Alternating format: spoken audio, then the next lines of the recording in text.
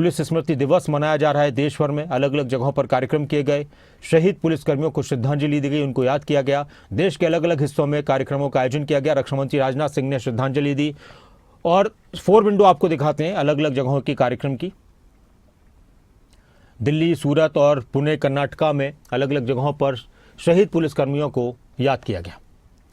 तो वहीं पंचकुला की भी अब बात करेंगे। पंचकुला में भी शहीद पुलिसकर्मियों को याद किया गया।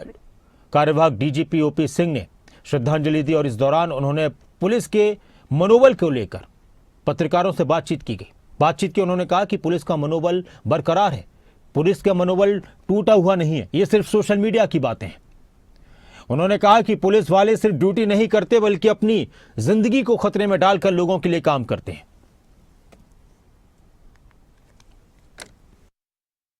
शहीद वो है जो कि मतलब कमजोर लोगों के बीच में खड़े, उन्होंने कमजोरों की रक्षा में मतलब प्रस्तुत से लड़ते हुए अपनी जान दी।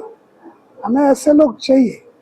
अगर आगे भी लोग जब मुकाबला हो पीठ ना दिखाएं, लड़ मरे, तो जो लड़ मरे हैं हमें उनके प्रति सम्मान का भाव रखना चाहिए और जो उनके परिवार हैं उनका ख्याल रखना चाहिए। उनको ये ना लगे कि हमारे तो सिरमौर ने अपना जान दे दिया और देश को हमारी परवाह ही नहीं है, तो वो नहीं होना चाहिए। तो हम जिले जिले में इस तरह के कार्यक्रम हो रहे हैं। मैं जनता से, हरियाणा के वासियों से अपील करूंगा कि ये एक औसत पुलिसकर्मी 24 घंटे में 15-16 घंटे ड्यूटी नहीं करता, जान पर खेलता है।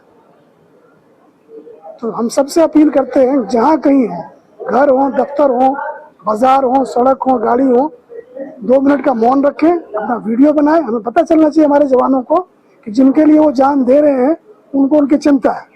तो #we love our पुलिस करके डालें, जिससे कि इंटरनेट के माध्यम से सारी दुनिया देखे कि लोग अपने जवानों की कदर करते हैं। देखिए, आज के दिन में 2 दुनिया है, एक सोशल मीडिया पर, एक असली दुनिया। असली दुनिया में कोई दिक्कत नहीं थी, जो कुछ हो रहा था सोशल मीडिया पर हो रहा था। मुझे इस बात का बहुत दुख है कि हमारे 2 साथी जिनके सामने वर्षों थे, 20-20, 25-25 साल अभी वो देश की सेवा करते, जनता की सेवा करते, वो नहीं रहे। उसके बाद भी एक ट्रैफिक के ऊपर हमारा KSI मारा गया। ये हम पुलिस बल हैं, पुलिस फोर्स है, हमारी लड़ाई चलती रहती है, आना जाना लगा रहेगा। मनोबल कहाँ से टूटेगा? क्या आप हमारे भरोसे बैठे हैं? क्या हमारे पास ये विकल्प है कि मनोबल तोड़ के बैठ जाए? कोई मनोबल नहीं टूटा, कुछ नहीं हुआ है। एक सोशल मीडिया की दुनिया है, उनका एक व्यापार है, वो लोगों को डराते रहते हैं। जैसे कि आप देखते रहो, जितना आप देखते हो उतना अटेंशन मिलता है, उतना आई बॉल है, उतने पैसे अमेरिका जाते हैं। तो ये जो मनोबल टूटने की बात है, ये हम सोचते हैं कि एक कहते हैं देशद्रोह जैसी बात कहने की होगी। कैसे पुलिस का मनोबल टूट सकता है? आप जाए सीरिया, आप जाए लीबिया, जाए काबुल, पुलिस का मनोबल टूटा, वहां देखें। ये कोई पहली बात थोड़ी है। अब IPC और नए कानून में देखें कि हर आदमी को इस बात का अधिकार है कि अपने प्राण और संपत्ति की रक्षा के लिए, अब दूसरे का प्राण उसमें रक्षा के लिए जान भी ले सकता है। तो हम जो दूसरों के जान की रक्षा के लिए घूम रहे हैं, और हमारा मुकाबला उन लोगों से है जिनको सभ्यता पसंद नहीं है, उनको लूटने, पाटने, तंग करने के लिए आदमी चाहिए, और इस काम के लिए किसी हद तक जाने को तैयार है। हम कानून को मानने वाले लोग हैं, सारे हमारे नागरिक हैं, सब बराबर है। जब तक हम पर हमला नहीं करते, हम पर हमला करेंगे, हम जवाबी हमला करेंगे, हम ईंट का जवाब पत्थर से देंगे। मैं स्वयं गृह मंत्री रह चुका हूं, मुझे बेहद नजदीक से पुलिस के कामकाज को देखने का अवसर मिला है। इसके अलावा रक्षा मंत्री के रूप में मुझे सेना के कामकाज को भी नजदीक से देखने का अवसर मिल रहा है। सेना हो या पुलिस, ये दोनों ही देश की सुरक्षा को के अलग अलग पिलर्स हैं।